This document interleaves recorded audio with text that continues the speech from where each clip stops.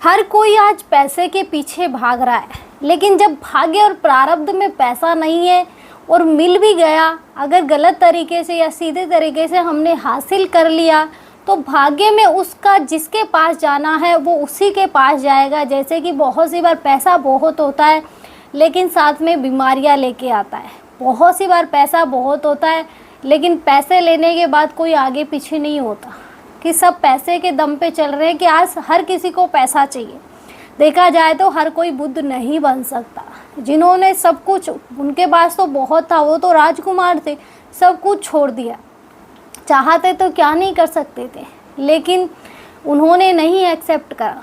आज हम ये चीज़ें नहीं कर सकते क्योंकि हम तो दौड़े इसके पीछे रहे कि हमें किस तरह से पैसा मिलेगा। पैसा चाहिए, हमें किस तरीके से मिलेगा इससे कोई मतलब नहीं, बस पैसा आना चाहिए। बस हमारा मकसद यही है, मैं अमीर बन जाऊं, मैं लग्जरी लाइफ जीऊं, तो यही है। लेकिन हम भूल जाते हैं कि हम गलत तरीके से भी तो उस पैसे का यूज कर रहे हैं या उस पैसे को कमा रहे हैं, तो क्या वो हमारे काम आएगा?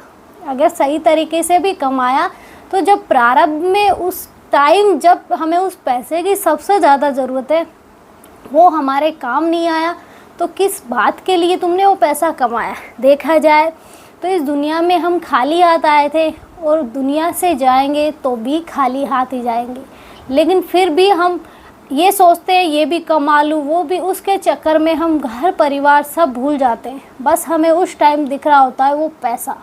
जैसे अर्जुन को दिख रही थी मछली की आँख, हमें दिखता है पैसा, कि हमें पैसा चाहिए, लेकिन पीछे क्या छूट रहा है? वो छूट रहा है, हमें पैसे से मतलब है। लेकिन जब मुसीबत आती है तो हम सोचते हैं पैसा तो है लेकिन शांति नहीं है, और मतलब परिवार जो था वो सब उजड़ गया। क्या हुआ? काम आया पैसा? नहीं, पैसा पैसे की जगह काम आएगा, इंसान इंसान की जगह काम आएगा। हर जगह ज़रूरी नहीं है कि पैसे का होना ही हो, हर जगह ज़रूरी नहीं है कि पैसा ना हो। इसलिए तुम पैसे के पीछे मत भागो, ये कोशिश करो कि पैसा हमारे पीछे खुद आ जाए, कि हम भागेंगे तो उतना ही दूर भागेगा, हम छोड़ेंगे तो उतना ही पास आ जाएगा। होता है, ये चीज़ें होती है। जैसे कि एक ऐसा व्यक्ति था कि बहुत बड़ा बिजनेसमैन था, कि यूँ कहें कि देखा जाए तो उसके पास कम से कम 70-80 करोड़ रुपए का वो मालिक था। अब इतना अंदाज़ा तो आप लगा ही सकते हैं कि कितना बड़ा आदमी होगा। लेकिन उसने मतलब किया क्या था कि जब वो जवानी में रहा, यूँ कहें कि जब तक उसके हाथ पैर चले, उसने अपने परिवार वालों को बहुत खुशियाँ दी। यूँ कहे कि सब कुछ उन्हीं के नाम करता गया, सब कुछ उनको ही देता गया। यूँ कहे कि जो करते ना, हमारे बाल बच्चे हैं तो इनका है, तो हमारा है, हमारा है तो इनका है। तो हम जल्दबाजी में सब कुछ अपने बच्चों के हवाले कर देते हैं। लेकिन ये चीज़ें भी देखी जाए तो जब भाग्य में है तभी ही होंगी, अगर भाग्य में नहीं है तो नहीं होंगी। अगर भाग्य में चीज़ें जानी लिखी है बच्चों के पास तो बच्चों के पास ही जाएंगे, अगर नहीं लिखी तो हम जब इस दुनिया से चले जाएंगे ऑटोमेटिक उनके पास चली जाएगी। बहुत सी बार बाद में जाके बच्चों का रूप दिखाई देता है कि बच्चे हमारी केयर तो कर ही नहीं रहे, तो इन्हें पैसा क्यों देना। बहुत सी बार आप उनकी वीडियो देखते हो अनिरुद्धाचार्य की, तो वो खुद बहुत सी माताएं बताती है कि मुझे अपने बच्चों को कोई 1 रुपये भी नहीं देना, मुझे बस आपको देना है, आप मुझे रख लीजिए। क्योंकि जहाँ उन्हें शांति मिलती है वो वहीं तो जाएंगे। अब बच्चे मुंह से बात नहीं करते, तुम अकेले कोने में बैठे रहते हो, तो ऐसा पैसा किस काम का? कि तो उस जिस पैसे के बल पे वो बच्चे तुम्हारे पास में भी बैठे हैं कोई बात नहीं, लेकिन वो तुमसे बोल ही नहीं रहे, तुमसे उन्हें कोई मतलब नहीं है, तो कैसा वो, कैसे बच्चे? और हकीकत में आगे अभी भी हो रहा है, आगे और होने वाला है। देखा जाए तो हर कोई ये सोचता है कि मतलब एक बेटा हो जाए, एक बेटा हो जाए, हमारे बुढ़ापे का सहारा हो जाएगा। तो क्या सच में बेटा सहारा बनता है? नहीं बनता। फिर बेटा जब बड़ा हो जाता है तो बहू आ जाती है, अब बहू हमारी सेवा करे। तुमने पैदा तो बेटे को किया है ना कि वो तुम्हारी बुढ़ापे में सेवा करेगा, करवाओ ना उससे सेवा, नहीं करेगा।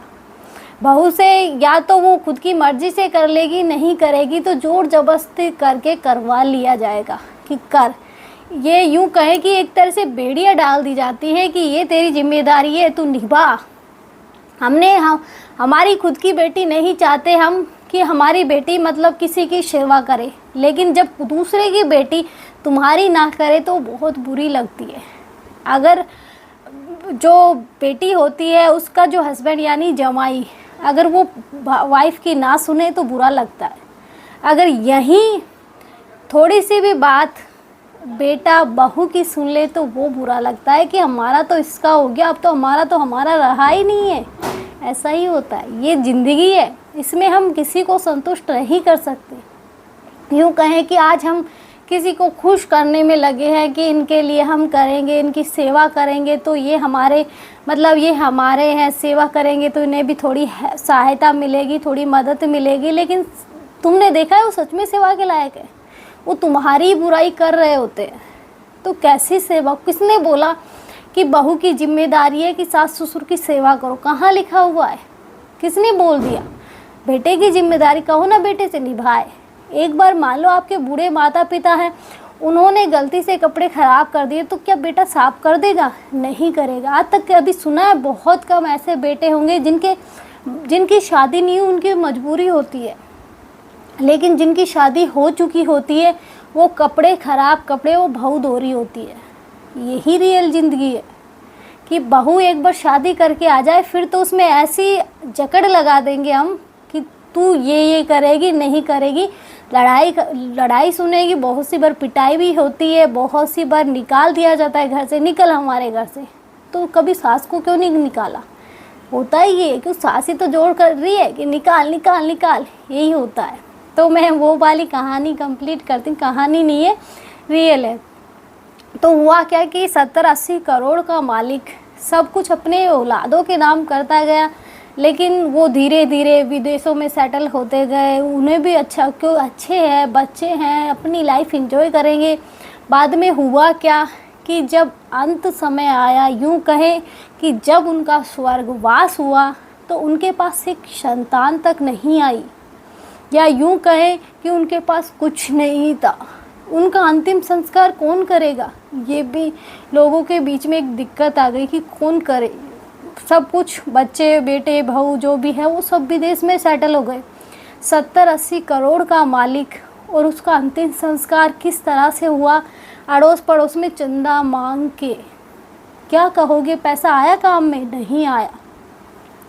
बेटे बहू आए काम में? नहीं आए। बेटी आई काम में? नहीं आई। कि जो होना है, जो नियति को मंजूर है वो होकर रहता है। जो हो रहा है उसे होने दो। बस ये सोचो जो हो रहा है ईश्वर की मर्ज़ी से हो रहा है। हम जो आज पैसे के पीछे पागल होने के लिए भाग रहे हैं तो ये पैसा किसी काम में नहीं आने वाला।